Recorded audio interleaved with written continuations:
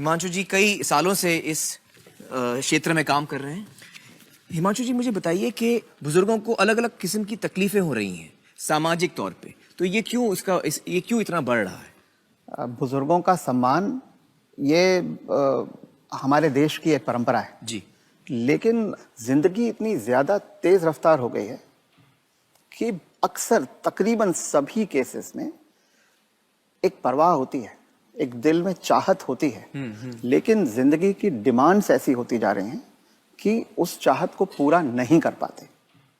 कोई भी आदमी जो आज काम करता है, सुबह 8 बजे घर से निकलना होता है, तब उस समय आपको जल्दी है काम पे जाने की। जब आप 8 बजे आ रहे हैं तो एक पत्नी है, बच्चे हैं, बाकी जिम्मेदारियां हैं, स्वयं के लिए समय है, तो एक लगातार जद्दोजहद है, आपको करना ही है। तो माँ बाप के लिए समय रह कहाँ गया उसके पास। दूसरी चीज ये कि हमारे समाज में उम्र जो है वो बड़ी तेजी से आगे बढ़ रही है।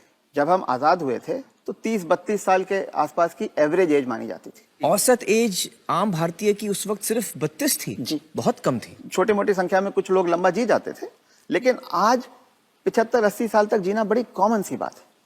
तो अब जो आदमी 75 का हो गया, उसने खुद अपनी लंबी उम्र की तैयारी ही नहीं करी, और जब उसने कोई तैयारी खुद नहीं करी है तो उसका परिवार या उसके समाज उनको कैसे तैयारी करेंगे। तो आपका ये कहने का मतलब है कि पहले तो शायद वो 60 साल तक जीता तो बहुत बड़ी बात थी, तो जब तक वो कमा रहा था वो जी रहा था, अब वो 80 साल तक जी रहा है। तो इसके जो परिणाम है वो भी इकोनॉमिक एंगल मुझे समझाइए।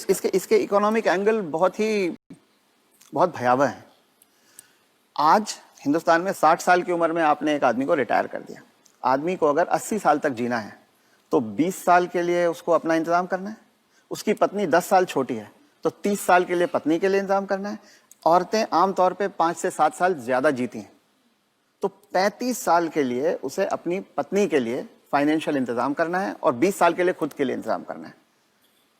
आज के इन्फ्लेशन में, आज की महंगाई में कितना भी पैसा आप एक जगह रख दीजिए, क्या वो 35 साल तक खींच सकता है? ये प्रैक्टिकल नहीं है। और जैसे जैसे उम्र बढ़ती जाती है उनके बच्चों की उम्र भी बढ़ रही है। जी। जो आज 70-75 का होगा, बच्चे भी तो 50-55 के हो रहे होंगे। वो अपना बुढ़ापा देखेंगे, वो अपनी लड़की की शादी देखेंगे, वो अपने मकान की किस्त चुकाएंगे। तो जो पीढ़ियों के बीच की जो दूरियां हैं वो बढ़ती जाती हैं। ये इकोनॉमिक वजह से बढ़ रही है। इकोनॉमिक वजह से बढ़ रही हैं। तो अब वो जो कॉन्सेप्ट है कि 60 साल की उम्र में हम रिटायर हो जाएं, उससे बाहर निकलना होगा। जब तक शरीर साथ देता है काम करते रहना है और 2 पैसे कमाते रहना है। जी। कुछ करके किसी तरह से अपनी आर्थिक स्वतंत्रता को कायम रखना चाहिए, जितने ज्यादा से ज्यादा समय तक हम रख सकते हैं।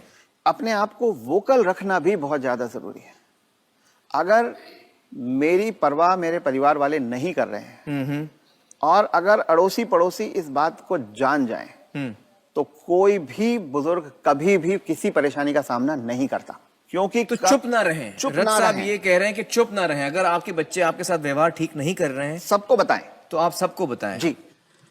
रथ साहब, बहुत सारे जो बुजुर्ग हैं हमारे समाज में, उन पे प्रेशर आता है बच्चों की तरफ से कि आपकी जो जायदाद है या जो घर है या जो प्रॉपर्टी है, जो कुछ भी आपके पास है, वो आप हमारे नाम कर दें। इस पे आप कुछ टिप्पणी देना चाहेंगे?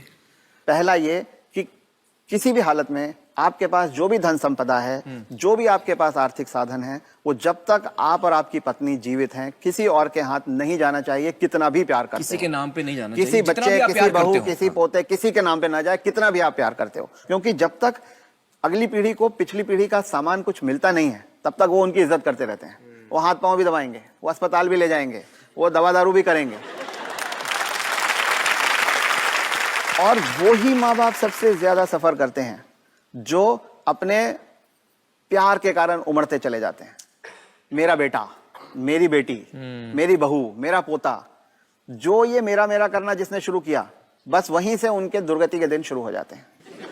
इसलिए सबको ये ध्यान रखना चाहिए कि कुछ भी हो जाए, कोई प्रलोभन आए, कोई इमोशनल ब्लैकमेल हो, कुछ हो, उन्हें अपने पास अपनी चीज को रखना चाहिए। अपने बच्चों से शेयर करें तो अपनी मन की खुशी को शेयर करें, अपने पैसे को शेयर ना करें। जी, बिल्कुल सही कहा आपने। जब चुनाव होते हैं तो सबसे बड़ी संख्या में वोट देने वाले जो एक्चुअल वोटर्स होते हैं वो बुजुर्ग होते हैं।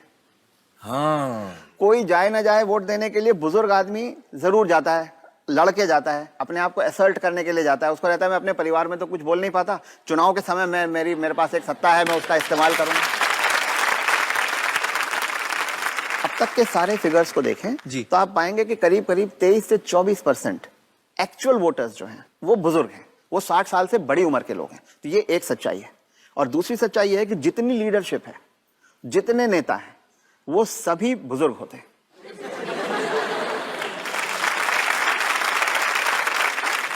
तो जब वोट देने वाले सबसे बड़ी संख्या में बुजुर्ग हैं और जो नेता हैं वो सब बुजुर्ग हैं, तब भी बुजुर्गों के लिए कोई भी कानून या कोई भी नीति नहीं बनाई जाती।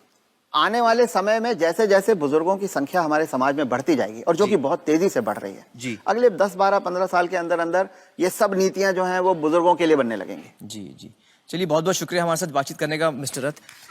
आपने बहुत ही अहम चीज़ों पे